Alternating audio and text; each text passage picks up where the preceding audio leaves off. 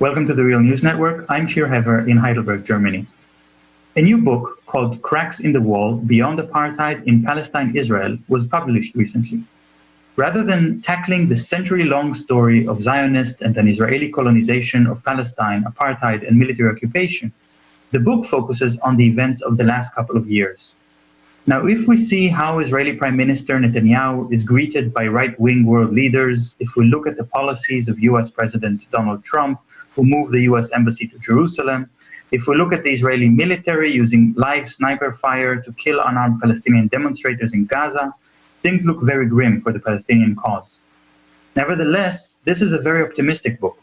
It really is about the cracks in the wall, signs that decades of struggle are starting to make a dent in the Israeli repression machine.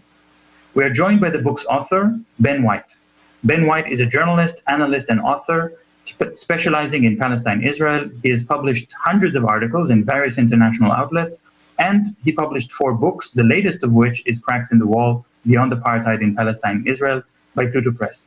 Thank you very much for joining us, Ben. Thanks for having me on. So, Ben, let's talk about the international aspect of those cracks in the wall. You've dedicated a whole chapter in your book to the BDS movement, boycott, divestment, and sanctions. But the Israeli government has made several statements recently that BDS has all but disappeared, that it has no impact on the Israeli economy. Can you give us maybe a counterexample, talk about the successes of the BDS movement? So to sort of assess the BDS movement's success, there's a few different perspectives that are important. Of course, in 2005, when it was launched, through to now, it's become a genuinely global, international, civil society-based movement. It's picked up a lot of traction from sort of students, academia, cultural workers and artists, and also, amongst activists, sort of local community activists in various countries and communities and cities around the world. There have, of course, been specific economics-focused divestment or boycott successes in relation to, say, Veolia, the French multinational, G4S, companies that have been targeted because of their complicity in the Israeli occupation of the West Bank and the Gaza Strip and East Jerusalem.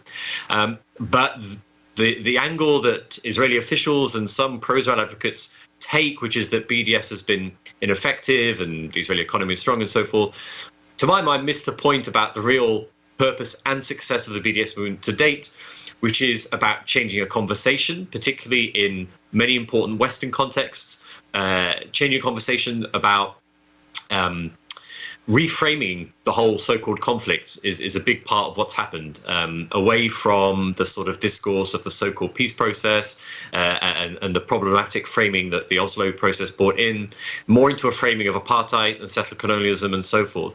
And also brought into the conversation the issue of accountability, which is, to my mind, the one thing that the Israeli government, the Israeli state, fears about the BDS movement the most, the issue of accountability, putting accountability on the agenda.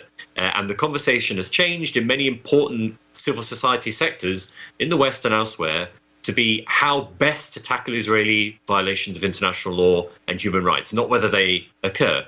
And in many areas, of course, people have reached that conclusion and agreed and sort of heeded that call from Palestinian civil society that the best way to tackle those abuses is through some form of boycott and divestment. And this is by no means a battle that's been won. And of course, there is an important Israeli counteroffensive against it. But more and more what you see is the exception that has always been made about Palestine, the exception that's been made, that Israel can't be held to account like other governments and actors are held to account. That exception is starting to be eroded. And from Israel's point of view, that's a serious problem. It's legitimately referred to by Israel as a strategic threat in the sense that it threatens the apartheid system. Right.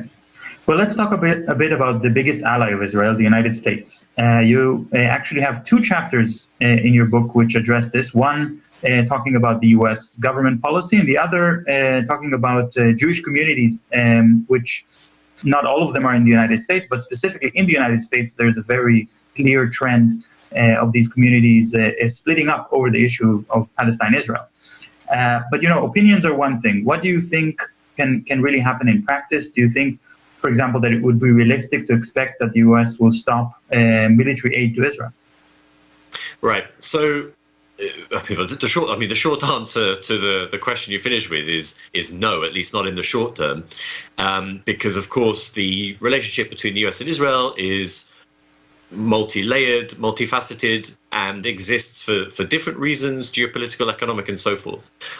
But a key part of that relationship, and a key part particularly of sort of, let's say, public support for that relationship, has been the position of the Jewish American community, of Jewish American establishment groups and community groups, the official leadership groups. And the tensions that have been exposed in recent years, these are tensions that sort of relate to and are symptoms of much longer developing trajectories. This is not an overnight process, but it's partly generational. There's a generation of younger Jewish Americans who are relating to Israel in a very different way to their parents and their grandparents did and so forth, but it's not purely generational.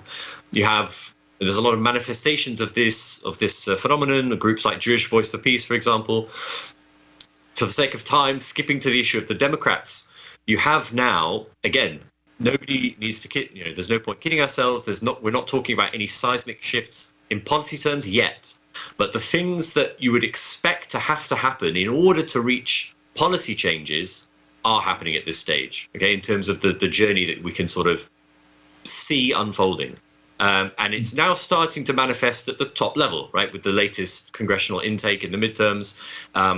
And you start to see that starting to shift in the last few years. And it's not just related to, for example, the animus between Obama and Netanyahu. It's actually the fruit of many, many years of hard work by Palestinian Americans, their allies, and so forth at the grassroots level in the US. And that's starting to bear some fruit, even in sort of establishment liberal political contexts.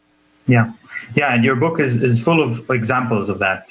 So if anyone wants to get into the details, I recommend reading the book. But I want to ask you about chapter 6 in your book, which in my opinion is the most important chapter. Because after all, no one is going to fight the fight of Palestinians for freedom for them, not the small progressive Israeli groups from within, not the solidarity groups scattered around the world. It's a Palestinian struggle for freedom. And what you see is happening in Palestinian society now, which justifies your argument that there are cracks in the wall. What are the Palestinians able to do that is actually challenging the Israeli authorities?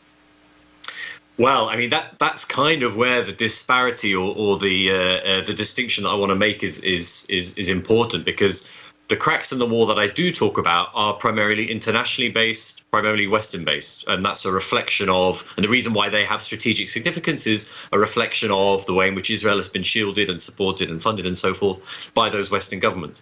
On the ground in Palestine, as I mentioned earlier, actually the situation's pretty awful. Now, chapter 6, as you mentioned, where I talked about green shoots and signposts that have emerged in recent years amongst Palestinians, are important and vital for us to know about. And I talk about things like what the solidarity actions that have taken place around prisoners' hunger strikes, for example, the activism that took place to protest the dispossessions of Bedouin Palestinian citizens in the Nakab, the so-called Power Plan, activism that's taken place in the Gaza Strip amongst youth and so forth. So there's a lot of manifestations of this. The Battle of the Gates in Jerusalem now, a year and a half ago.